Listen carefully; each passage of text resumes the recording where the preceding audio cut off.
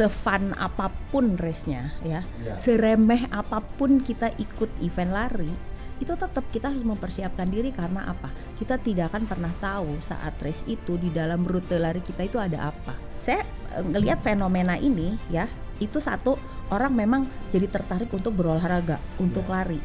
Tapi yang berbahaya adalah kan kalau olahraga itu dia bisa memproduksi hormon endorfin ya.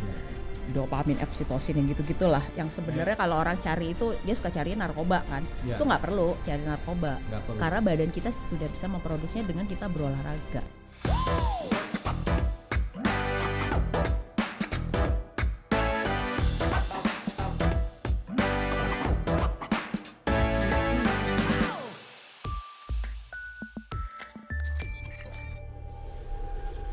Jadi kalau di ITB juga udah pasti ada pelari-pelari elitnya yang memang dia itu sudah menurut saya ya prestasinya hebat sekali.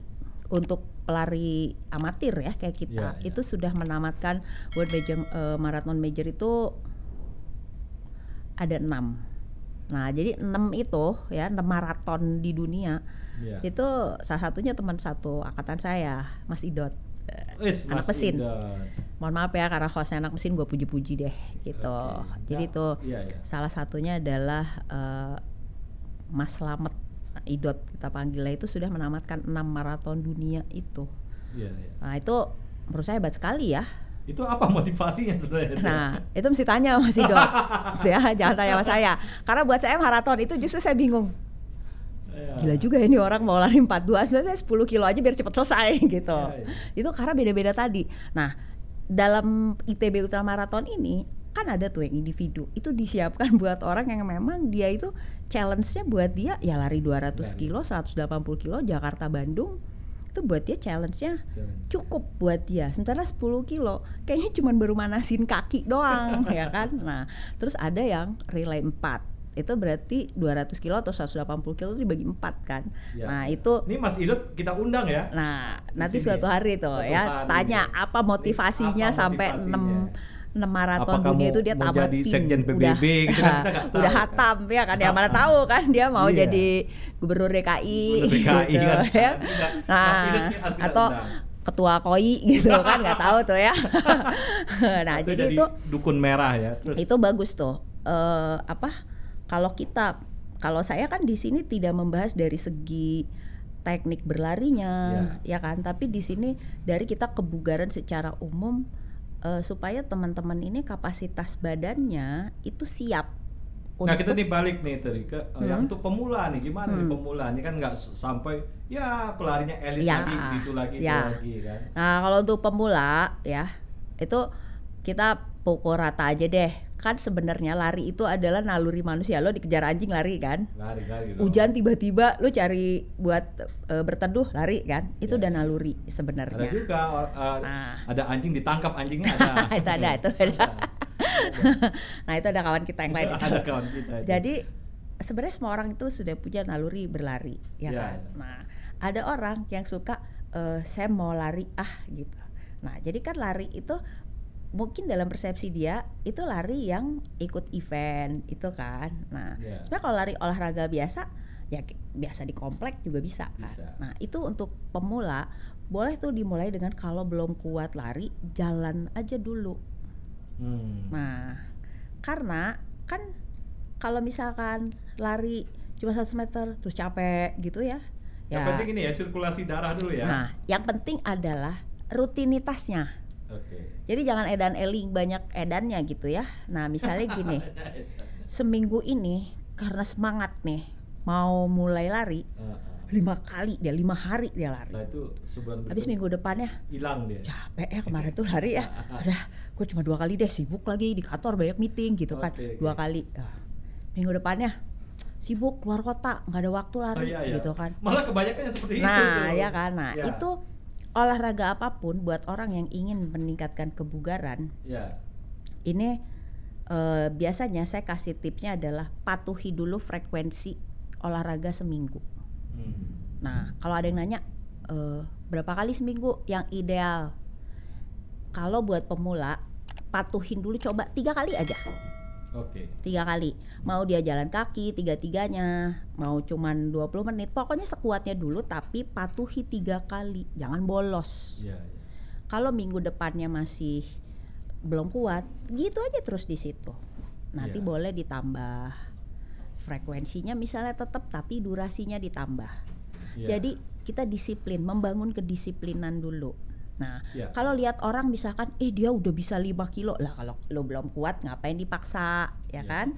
Itu ada efek jerak kita tuh. Kalau kita kecapean, ternyata olahraga tuh nggak enak ya, ternyata lari tuh berat ya. Nah, nanti dia pundung kan, mogok.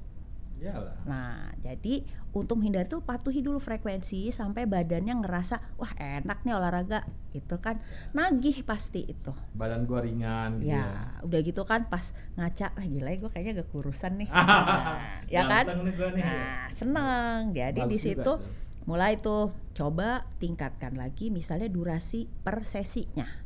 Yang cuman kuat 20 menit pasti badannya minta, kayaknya gue kuat nih 30 menit. Nah ini nih, badan suka minta kadang-kadang. Kalau nggak lari lo aduh. Karena badan manusia itu pada dasarnya tuh sangat cerdas. Jadi adaptasinya cepet. Nagih nih biasanya. Betul. Jadi itu kalau udah 20 menit udah biasa. Ya 20 menit mah cetek. Nah badan tuh kayak gitu. Jadi dia nambah lagi sampai kita bisa menentukan program latihan yang istilahnya bisa lebih serius, lebih berat. Nah, itu kan udah tuh. Nah, atau saran saya, ini tips lagi dari saya. Sekarang tuh musim tuh coach lari ya. Nah, les lari kan. Kalau dulu zaman kita les piano gitu kan, les ngaji gitu kan, les matematik. Nah, kalau sekarang tuh musim les lari. Ini ada nih. Ada. Itu banyak dan teman-teman saya pelatih lari tuh saya kenal tuh pelatih yang bagus-bagus gitu ya. Nah, itu pilih aja. Mau lari, mau coach yang mana, itu pilih aja, cari rekomendasi sama teman-teman lari atau ikut komunitas.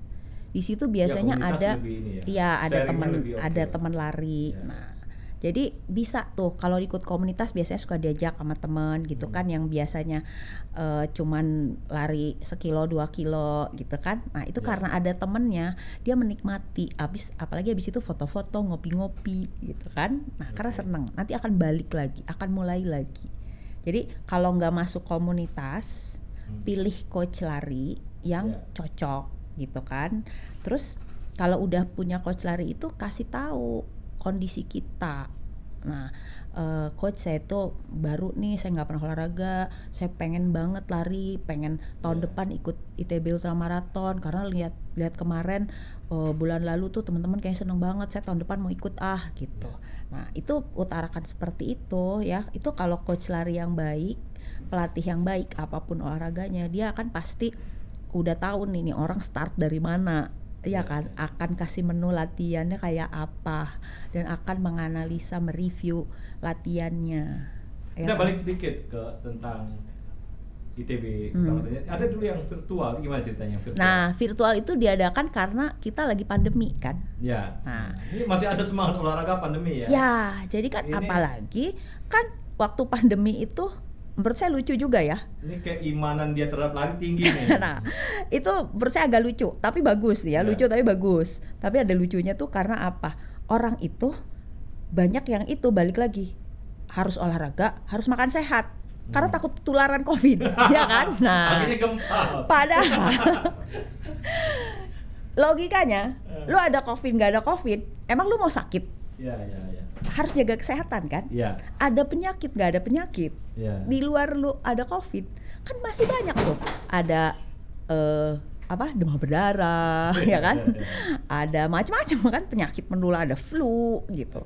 Nah, tapi begitu ada COVID, orang kayak takut semua. Harus olahraga supaya nggak ketularan, imunitasnya tinggi, harus makan sehat.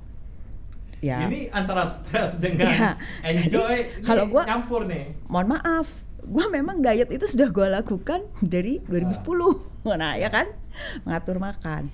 Tapi dengan COVID ini menurut gue COVID nih bagusnya adalah membuat orang jadi terpaksa lu hidup sehat, ya kan, nah lu gitu. Gitu ya? Nah lu nggak mau ketularan kan lu gitu. Nah jadi itu disitulah orang-orang beda ya, motivasinya beda ya. Itu kan. Nah dalam ITB Ultramarathon itu kan idenya memang kalau virtual itu lari sendiri-sendiri. Ya kan, setorannya juga digital, ya kan. Apalagi sekarang udah didukung teknologi jam-jam untuk lari, ya kan, jam tangan buat lari. Jadi itu ada aplikasinya juga. Itu memudahkan kita untuk virtual itu. Nah, virtual itu jadinya tetap kita melakukan event larinya itu, tapi sendiri-sendiri. Cuman dikasih guideline, dikasih aturan bahwa misalkan larinya cuman boleh hari ini tanggal segini dengan rentang waktu jam 6 pagi sampai misalkan. Ini ada paket-paket nggak kita ultramaraton nih? Paket gimana? Ini jarak sini. Jarak paket A gitu. Ya dong. Jadi kategori itu tadi ada yang individu. Individu ya. Individu itu berarti Jakarta Bandung dia sendirian. Ada yang berdua. Itu ada. Teman kita siapa nih? Kalau yang individu itu ada Hendra Siswanto. Kita manggilnya. Nah, kan? Itu boleh umum. Kalau yang individu tuh umum. Ya, yang 2019 tuh kebetulan dari Kodam 3 juaranya. Nah, itu. Nah, untuk ITB sendiri itu selalu diwakili, pasti ada Hendra Siswanto TI 98. Wow. Nah, jadi itu dia dulu masuknya jalur atlet kali ya? Jalur model kayaknya. Jalur model. Model pelari. Nah, itu Hendra Siswanto. Terus yang saya ingat juga ada yang relay berdua. Saya ingat itu. Ada yang relay berdua? Ada, itu Idir. Nah, Idir itu hebat lah ya. Itu juga kayaknya harus sekali-kali tuh diajak nih. Di sini. Dikorek-korek nih. Nah, itu dari cabi gendut lucu. Nah, sekarang itu dia jadi wah luar biasa. Lihat penampakannya dia di Instagram itu ya, berubah dan dia benar-benar luar biasa deh ininya permainan pencapaiannya. Bukan ya?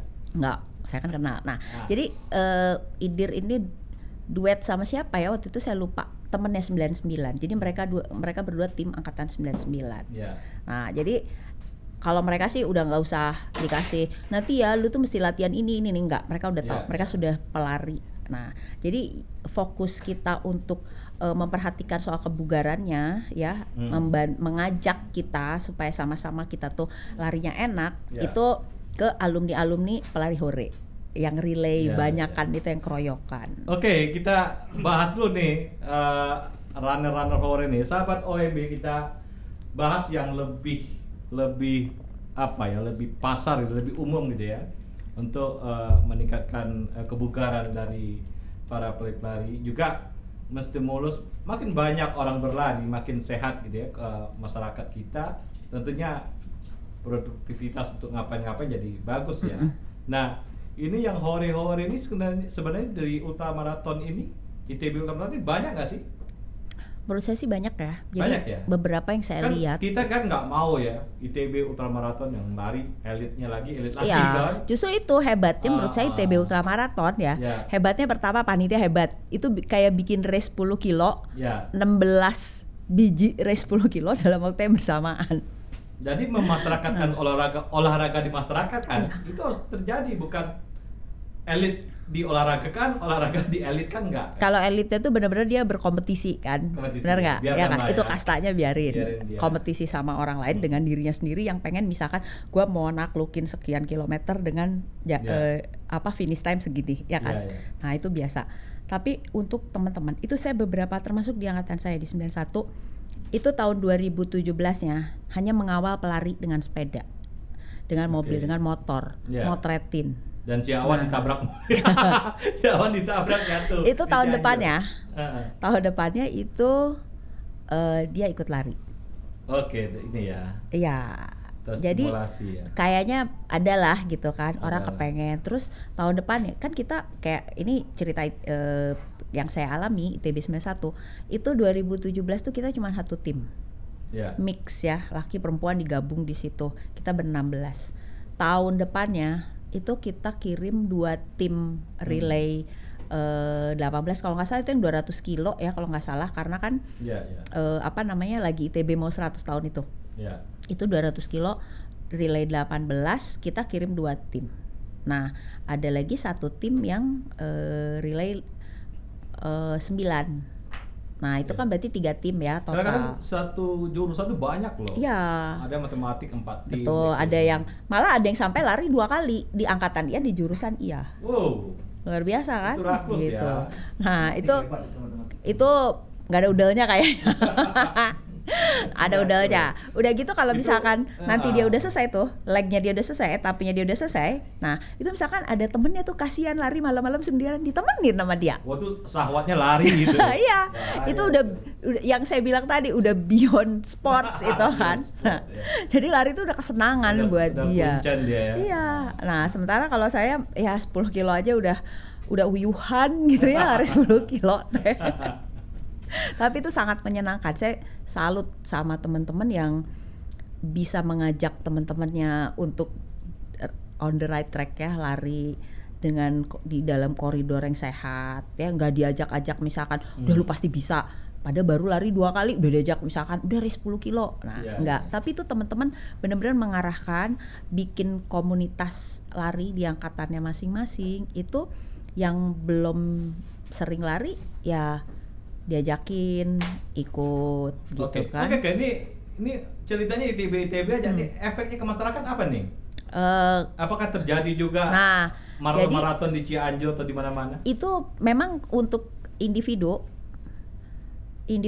sama sampai relay 4. Nah, itu relay 4 itu untuk umum. Jadi sebenarnya ITB tidak mengeksklusifkan hanya untuk alumni saja. Jadi itu individu, relay 2, relay 4 itu dibuka untuk umum.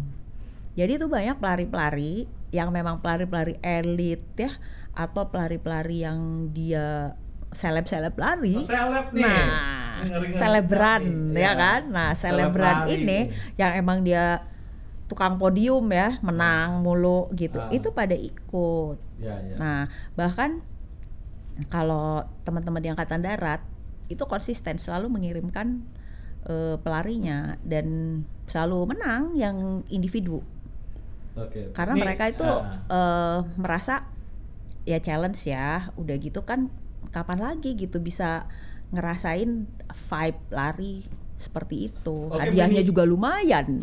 Minimal seminggu kita apa nih, berapa kali lari, berapa jam gitu? Nah, kalau itu sih sebenarnya ya minimal bugar lah. Untuk lari ya biasanya nih kalau saya lihat teman-teman yang pelari, teman-teman komunitas lari itu mereka berlari itu latihannya itu bisa 5-6 hari seminggu. Nah, jadi karena durasinya berapa? Itu tergantung mode latihannya. Ada yang latihan interval, ada yang latihan long run. Kalau long run itu biasanya di atas 10 kilo gitu kan. Tergantung dia tujuannya mau misalkan set 4 bulan lagi mau ikut misalkan London Marathon atau Tokyo Marathon gitu ya. Ini kayak Mas Idot nih. Nah, kayak Mas Idot itu pasti dia udah dikasih program latihannya sampai di hari H London Marathon itu dia akan bisa berlari 42 km itu dengan lari yang nyaman dan kenceng pasti kan gitu, karena ada cut off time-nya, kita nggak boleh lebih dari 7 jam misalnya. Nah, jadi itu tergantung berapa jauh kita mau lari. Saya waktu masih ikut sering race itu, sekarang saya udah pensiun race. Nah, tapi dulu suka ikut 10 Nanti kilo. cerita race dulu kan pernah ikut apa ya. Jadi kalau waktu saya ikut 10 kilo beberapa kali itu latihan saya cuma seminggu 3 kali lari. Jadi Rabu, Sabtu sama Minggu itu lari. Hari lainnya di gym. Di gym ya. Jadi tergantung kesempatan kita gimana. Latihan beban tuh pengaruh nggak sama lari? Nah, sekarang gue kasih pertanyaan. Waktu lari ya, atau aktivitas apapun, lu berkebun, lu belajar, naik turun tangga, yang menggerakkan apa? Kaki dong. Yang menggerakkan semua badan kita. Apa dong? Otot kan? Otot, nah, itu ibaratnya mesinnya itu kan si otot itu menggerakkan, ya kan? Berarti ototnya harus bagus. Nah, kalau kita melakukan olahraga apapun, ya, kalau kita mau punya sports performance yang baik, berarti otot kita harus kuat. Ya nggak? Nah, jadi sekarang sih udah ini ya. Pelari-pelari itu udah banyak yang weight training, strength training istilahnya, penguatan otot. Nah, kalau dulu waktu awal-awal banyak event lari, itu pasti mereka mengkontradiksikan lari dengan latihan beban. Mereka menganggap latihan beban itu membuat lari jadi berat. Karena asosiasi mereka terhadap latihan beban itu kayak bodybuilder, berat latihannya, ya kan? Jadi ototnya nggak luas gitu. Nah, bukan otot yang nggak luas, itu tuh yang bikin mereka lari berat karena apa? Capek. Karena kan udah latihan di gym berat banget, besoknya udah capek, ya kan? Nah, berarti apa? Sebenarnya itu mungkin pengetahuannya belum, pemahamannya, ya kan, belum sampai ke situ. Nah, kalau sekarang kan dengan adanya banyak media-media gitu ya, kita bisa lihat kan di sosmed gitu, itu bisa disampaikan. Mas Adera juga banyak kasih sharing tentang penguatan otot gitu. Nah, karena saya juga sering ikut-ikutan, nah, jadi saya bisa sharing sedikit tentang lari itu otot mana sih yang dipakai, ya. Nah, jadi bagian itu yang harus kita kasih kekuatan supaya lari kita nyaman dan apa, resiko cedera itu minimal. Kalau bisa kita tidak cedera kan. Nah, disitulah kalau misalkan otot kita lemah tapi dipakai terus-terusan, ya namanya kayak mobil juga kan harus tune up gitu kan. Nah, itu tuh perawatan dari otot itu sebenarnya strength training itu merawat otot kita supaya selalu kuat. Oke. Karena apa? Ini kombinasi yang menarik ya antara kebugaran aerob dengan latihan beban. Betul. Jadi kalau otot kita lemah itu udah pasti kita akan ngerasa rasa capek kita itu, ya kan? Kalau udah otot kita udah cepet pegal gitu, aduh larinya juga jadi capek. Ya kan? Bener nggak? Gitu. Wah, udah nggak enak aja larinya. Tapi kalau otot kita kuat, larinya juga pasti akan nyaman. Dan yang penting itu terhindar dari cedera. Yang paling penting itu terhindar dari cedera. Urusan nyaman segala macam itu kan pasti ada urusan hati, ya nggak? Nah, tapi kalau cedera itu gimana kita mempersiapkan badan kita supaya kita terhindar dari cedera. Nah, itu paling penting. Ini fisik terus ya kita bahas. Dari segi mental nih, gimana nih? Mentalnya gimana maksudnya? Mental maksudnya selama lari itu apa yang ini menarik, memotivasi kita saya terus saya tuh cuman mau lari 10 kilo. Jadi kalau misalkan nanya kalau lari jarak jauh yang half marathon 21 kilo dan 42 itu jangan tanya sama saya, nggak pernah saya, dan saya nggak mau. Nah, karena itu kan setiap orang istilahnya punya prinsip kan. Nah, punya koridor. Buat saya 10 kilo itu 1 jam udah cukup. Udah cukup buat saya gitu kan. Nah, tapi orang lain karena dia memang olahraga utamanya adalah lari, udah pasti mereka akan biasanya kepengen lagi dari 5 kilo, 10 kilo, half marathon, 42 kilo. Nah, itu mereka gitu. Kalau saya kan passion saya bukan di ngejar kayak Mas Idot tadi itu ya. Nah, saya tetap di gym. Di gym. Jadi kalau di gym itu ya saya fokusnya kan di latihan beban. Jadi cukup buat saya 10 kilo. Kalau kita bicara benchmark pelari komunitas ya, kan ada pelari yang tadi race yang prestasi, yang komunitas di Indonesia siapa nih? Wah, ini kamu figurnya pelari komunitas gitu. Belum nyampe situ ya? Nggak usah jauh-jauh, G10 Runners itu komunitas pelari alumni ITB. Itu banyak pelari-pelari keren di situ. Ada ya? Iya, jadi seleb-seleb baru nggak tuh? Itu selebnya itu Haidir Akbar itu. Nah, TL99 ya. Nah, tepuk tangan buat Haidir. Nah, itu pelari elitnya G10 Runners ya kan. Terus banyak tuh yang aktif mengikuti race gitu. Nah, dia ikut race, dia juga melakukan persuasi ya, advice jadi di banyak masyarakat. Yang saya senang itu Idir itu banyak berbagi gimana misalkan dia menghadapi kemarin juga dalam rangka ITB Ultramarathon, dia sharing di virtual share gitu ya. Nah, kayak dia sharing gimana gitu. Nah, itu terus Hendra Siswanto. Itu Hendra Siswanto tuh ITB banget itu. Pendekatannya model semua, gambar grafis ya kan. Grafis, ya. Tapi disitulah kalkulasi ya. Nah, seorang Hendra Siswanto itu di situ dengan kecanggihan teknologi dan kecerdasan otaknya, itu dia kombinasikan untuk dia jadi pelari seperti sekarang di usia yang sudah master 40 Master, tahun ya. ke atas gitu. Kalau Mas Gatot lebih ke arah dukun ya. Nah, kalau Mas Gatot tuh kastanya udah beda itu. Itu udah master Ugwe itu. Itu kastanya Oke. beda kalau Mas Gatot. Ya, luar biasa. Saya kira banyak hal ya yang kita ini kan. Tapi hal yang rekreatif ya, bahwa itu senang gitu, itu penting juga. Betul. Betul, ya, senang dan nyaman ya, menghibur. Tapi yang paling bagus sekali itu dia memberi pengaruh bagi masyarakat untuk ikut berolahraga kan. Penyakit-penyakit yang diakibatkan oleh bukan Malas bergerak. malas bergerak kan makin tinggi ya. Ya. Nah, ini kita harus menularkan Betul. ke masyarakat untuk itu. Tapi Dan jangan salah loh, ada ITB Ultramarathon Ya. ya. Nah, itu ada perguruan tinggi lain juga yang bikin ultra juga. Jadi kan sebenarnya vibe-nya menular. Iya. Ya kan? Tapi di perguruan tinggi saya lihat vibe-nya aja nggak menular. Nah, itu karena lu bukan runner aja, lu nggak Oh iya, ikutin. gua awam ya. Nah, Gua awam. Tapi di tingkat Tapi- pendekar ada nih. jadi kemarin teman-teman G10 Runners Nah, itu menang di UI Ultra. ada ya? Ada UI Oke, Ultra berarti gua larinya. awam. Bayang nggak itu larinya malam-malam di kampus UI. Wah, ya kan kampus UI itu kayak hutan kan di Depok Ya, itu. ya. Hari malam. Jadi kayak ITB Ultramarathon itu, tapi dia ekologis ya.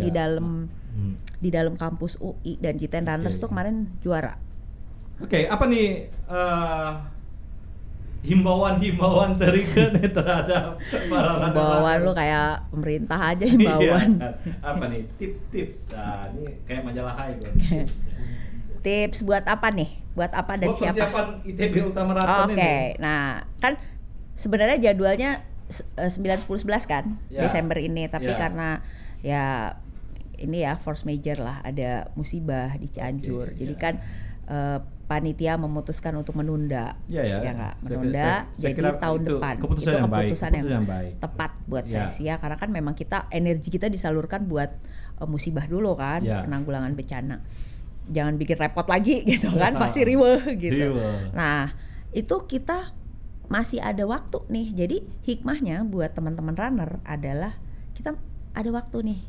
Ya. Buat yang kemarin kayaknya belum siap, udah pasti ada tambahan waktu untuk lebih siap lagi, Ya. ya kan? Terus teman-teman yang kemarin masih mikir-mikir, wah ikut nggak ya? Ini dibuka lagi kesempatan, siapa tahu mau Ada, bikin tim ya. lagi, ya kan? Ya. Nah, jadi dalam kurang lebih 3 bulan ke depan kita Ya. bisa mempersiapkan diri sekitar 10 minggu itu lumayan loh. Ya kan, Oke. 10 minggu itu kita kalau larinya misalkan 3 kali seminggu aja, itu udah Ya. bisa membangun kebugaran yang cukup gitu, ya kan? Ya namanya lari fun, nggak usah lari terus juga nggak apa-apa, ya kan? Iya Tapi dong. yang penting dalam dalam satu etape itu kita menjalannya dengan senang, fotonya bagus, mukanya cakep kalau di foto. Coba kalau Ya. capean, muka lu jelek tuh di foto, ya kan? Mau posting di Instagram, ya mukanya jelek, kelihatan banget gitu gua ngos-ngosan, ya kan? Nah tapi dengan persiapan itu, buat kita pelari hore apa sih yang mau dikejar? Ya, Pasti pelari hore, foto sport- bagus kan? Sport and lifestyle. Juara udah nggak mungkin, Nggak mungkin. ya nggak? Nggak Nah mungkin itu, dong. jadi tips saya kalau lu mau larinya enak dan fotonya bagus, nah latihan terstruktur, teratur, bagus Ya. kalau punya coach atau komunitas. Nah patuhi frekuensi larinya, terus apa? Nutrisi. Nutrisi, Makanan, pola makan itu sangat penting karena ibarat apa? Bahan bakar itu tadi. Ini apa nih, protein atau apa Nah, nih? Gimana jadi nih komposisi nih? Ada 3 makronutrisi ya. Ya, Karbohidrat, protein, lemak. Nah Ya. itu penuhi. penuh ya. Nah yang orang kan suka berpikir ya, ya gua kan udah makan ayam ya, tapi lo ayamnya digoreng, ya kan? Nah hindari yang digoreng, hindari karbohidrat yang kurang baik untuk badan seperti tepung ya. Ya. Bukan nggak boleh, tapi Tepung. jangan jadikan itu kebiasaan. Ya. Jadi kalau yang itu ya, kalau mau nasi bolehlah nasi merah ya, ubi, singkong ya, buah-buahan yang alami, yang natural gitu, yang tidak proses produksinya panjang. Nah itu untuk karbohidrat. Protein apapun yang lo suka dan halal buat lo. Ada protein yang tidak halal pasti kan. Ya, Nah jadi yang baik buat kita Ini kayak yang agamawan rendah nih ya. Oke. yang rendah lemak ya kan? Nah, yang rendah lemak, kemudian proteinnya tinggi. Nggak usah misalkan harus dada ayam, nggak usah kalau nggak suka ya. Tapi yang rendah lemak dan apa cara penyajiannya, hindari yang digoreng, kan banyak caranya. Ada yang grill, ada yang cuma di teflon gitu, ya kan. Terus dikukus ya. Kalau orang Sunda kan pepes. Ya. Nah, ya kan. Terus yang suka ikan makan ikan, ada tahu, ada tempe, ada telur, ya kan. Nah, itu banyak pilihannya. Dari gizi ya. Nah, kemudian lemak. Nah, orang begitu dengar lemak, oh boleh dong gua makan sate berlemak gitu. Nah, ini lemaknya lemak baik. Jadi lemak dari, balik lagi, lemak-lemak alami kayak misalkan dari alpukat ya. Wow, nah alpukat ya. Itu lemak-lemak alpukat alami. Susah Terus olive oil banyak sekarang. Nah, ada suppliernya ITB91 tuh ada. Nah, itu ini ada rantai pasok ya. Olive oil ya. Nah, itu tuh banyak. Kalau zaman sekarang kan begitu pengen tahu sumber protein, sumber lemak baik, itu begitu guling langsung jebret keluar. Nah, tinggal dipilih kan di situ. Pilih yang suka. Nah, itu tuh bahan bakar penting. Jadi hindari yang proses produksinya panjang ya. Jadi yang alami-alami aja. Nah, sekarang gua tanya, kalau ada roti sama kuis Nah, kuis. Misalkan roti ya. Isi mentega sama coklat meses ya. Nah, sama lontong, gado-gado ada lontong. Lu pilih mana? Gue pilih roti gua. Nah, pilih roti. Pantesan bentuknya gini. Oke, terima kasih Terike atas paparan ITB Ultramarathon di bercanda ya coy, bercanda. Iya dong. Sore ini. Ntar abis ini gue pulangnya dicegat lagi.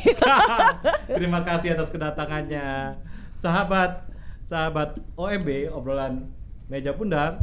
Hari ini kita tutup acara kita. Terima kasih atas tontonan yang baik ini. Terima kasih.